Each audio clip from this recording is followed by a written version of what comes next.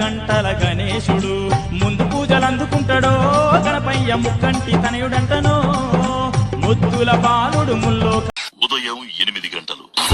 కదంతాయ వక్రతుండాయ గౌరీతనయాయ ధీమహి మధ్యాహ్నం 1:30